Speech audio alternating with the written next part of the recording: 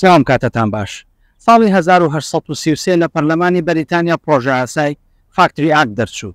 بە گوێرەی یاساکە ڕێگری دەکرا لەوەی منداڵانی خوار تەمەەن 9 ساڵ کرێکاری بکەن و منداڵانی 9 تا 13 ساڵ ڕۆژانە دەبوایە 2 کاتژمێر بخوێنن.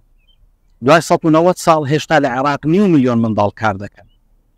ئەوەی لە بەریتانیا وڵاتانی پێشکەوتوو هەیە کە منداڵان مافێکی زیاتریان هەیە بەرهەمی ماندووبوونی کۆمەڵگا و یاسادانەران و چالاکوانانە.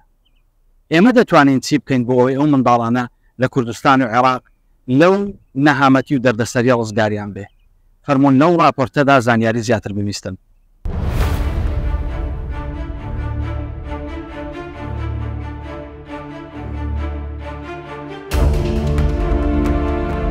بە گوێرەی راپۆرتێکی هاوبەشی یونیسێف و ڕێکخراوی نێودەوڵەتی کرێکاران لە جیهاندا لە ماوەی 4 ساڵدا 8.4 ملیۆن کرێکاری منداڵ زیادیان کردووە.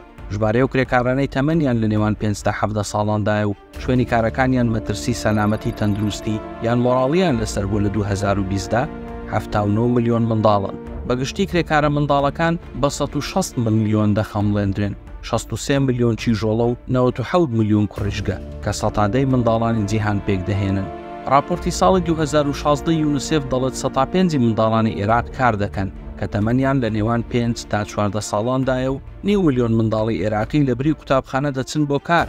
بە گوێرەی راپۆرتی دەستگای پەنابەرانی یەکێتی ئەوروپا لە عێراق بە گشتی و شارە گەورەکانی وەک بەغدا و بەسڕا و هەولێر بە تایبەتی منداڵان بەهۆی کاری دەستگێڕی و دەروزە و کۆکردنەوەی کەلوپەلی فرێدرا و ڕوبەڕووی توندوتیژی و دەستدرێژی دەبنەوە. بۆ نمونە لە بەسڕا راپۆرت کراوە کە منداڵی دەستگێڕ لەلایەن هاوڵاتیان و پۆلیسەوە لێیان دەدرێت. ئەوەش راپۆرت کراوە کە باندی مادەی هۆشبەر منداڵانیان ناچار کردووە لەو کارانەوە بگلێن. راپۆرتەکە دەڵێت کاتێک منداڵان تووشی کاری لەشفرۆشی دەکرێن دەسەڵاتدارانی عێراق وەک قوربانی مامەڵایان لەگەڵ ناکەن بەڵکو بە تاوانباریان دەزانن. ئامارەکان پێمان دەڵێن منداڵان لە وڵاتانی ڕۆژئاوایی بەراورد بە شوێنەکانی دیکەی جیهان لە دۆخێکی باشتردان. بەڵام ئەگەر بۆ مێژووی زیان لە 100 ساڵ لەمەوبەر بگەڕێینەوە منداڵانی ئەوێش بە کاری پورس دەسەوسێنرانەوە. لە دوای شۆڕشی پیشەسازی ئامێر و کارگەکان جێگای هێز و بازووی کرێکارانیان گرتەوە. بۆیە لە کارگەکان و کانەکانی خەڵوز و چێڵگەکانی کوشت و کاڵ هێزی کار بە منداڵانی سەر و تەمەن 5 ساڵان پڕ دەکرایەوە، چونکە گوێڕایاڵ و چوست بوون و بە نرخێکی کەمتر کاریان دەکرد. لە بەریتانیا ساڵی 1833 پرۆژە یاسای فاکتری ئاک دەرچوو کە ڕێگری لە کارکردنی منداڵانی خوار تەمەن 9 ساڵ کرد. هەروەها زۆرترین ماوەی کاری بە 48 کاتژمێر لە هەفتەیەکدا بۆ منداڵانی 9 تا 13 ساڵ دانا. لە پرۆژە یاساکەدا هاتبوو کە منداڵانی خوار 13 ساڵان دەبێت ڕۆژانە 2 کاتژمێر بخوێنن. منداڵانی 13 تا 18 ساڵان نابێت زیاتر لە 12 کاتژمێر لە ڕۆژێکدا کار بکەن.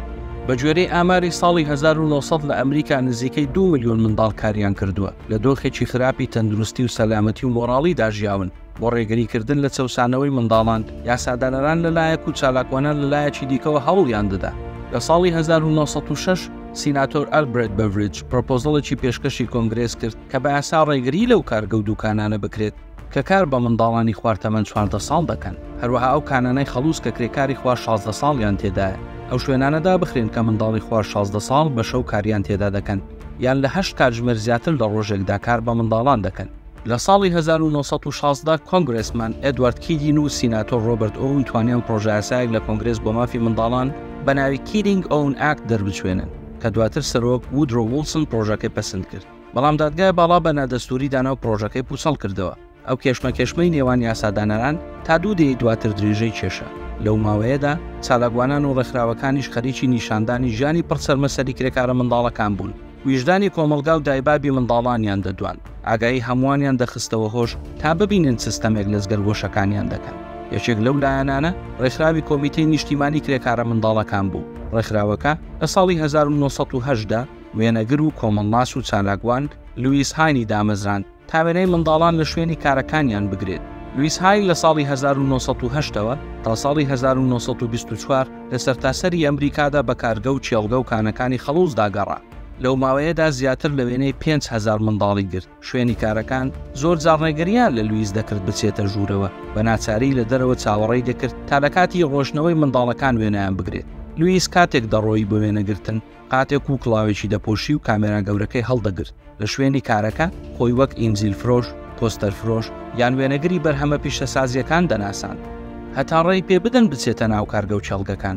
لوئیس ئەو درۆیە بچووکانەی بۆ نیشاندانی ڕاستێکی گەورە دەکرد. دەیویست هەمووان ببینن کە هەلپەرستی سەرمایەداران و کەمتەرخەمی دەوڵەت و هەژاریان چاوچنووشی دای و بابان چ دۆزەخێکیان بۆ کرێکارە منداڵەکان خوڵقاندووە. کارامەیی لوئیس لە وێنەگرتندا بۆتە مۆدێلێک. ئێستا چالاکوانان لە ئەفریقا و شوێنانی دیکە بەو ستایڵە وێنەی کرێکارە منداڵەکان دەگرن. ئەگەر سەرێک لە ماڵپەڕی کۆنگرێس بدەن دەبینن کە لوئیس چۆن لە وێنەیەکدا چرکەیەک لە ژیانی دۆزەغاسای منداڵانی ئەو کاتی بۆ هەمیشە بە زیندوی هەشتۆتەوە. وێنەکانی لە ئاستی چاوی منداڵاندا گرتووە کاتێک چاویان بڕیوەتە چاوی کامێراکەوە. لوئیس بەو تەکنیکە بە نیگایەک هەزاران ڕازی دڵی ئەو منداڵانە بۆ هەموو کەس لە هەر شوێ و هەر سەردەمێک دەگوازێتەوە. دوای 30 ساڵ لە خەبات و کۆڵنەدانی یاسادانەران و چالاکوانان و ڕێکخراوەکان لە ساڵی 1938 2 ساڵ بەر لە کۆچی دوای لوئیس هایم کۆنگرێس پرۆژە یاسای فێر لێبەر ستاندەردز ئاکتی دەرچواند و دادگای باڵا لە ساڵی 1941دا دەستوری بوونی پرۆژە یاساکەی پشتڕاست کردەوە. ئەو پرۆژە یاسایە تا ئەمڕۆ ژیانی منداڵان لە ئەمریکا دەپارێزێت. لە عێراق و کوردستان پرۆژە یاسای کرێکاری منداڵ هەیە بەڵام بەرکار نییە و منداڵان ناپارێزێت. هەتا کار لەسەر بڵبڵکردنی هۆکارەکان نەکرێت ئەستەمە کرێکاری منداڵ بپارێزرێت. شەڕ و ئاوارەیی و هەژاری و گرانی و نەبوونی دەستەبەری کۆمەڵایەتی لاگەری نەخۆشکەوتن و نەمانی بەخێوکەر لە هۆکارە سەرەکیەکانن کەوا دەکەن منداڵان کار بکەن. هەدا زیرەک بوو لە مەکتەبێ دەرمهینە بەخوا عەنەکە بەسە چاوی بژێ ژیانتان ئەوە ئەوەندەم هەیە لەگە عاجزێک ئێمەتیمان بداتە خوا خێری بنووسی. وەرن با ئێمەش بە ویژدانێکی بەخڕۆش و پشوویەکی درێژەوە لوئیس ئاساد چرایەک لە کۆڵانە تاریکەکانی کۆمەلگای خۆمان دابگیرسێنین تۆش زیاتر لێی بکۆڵەوە.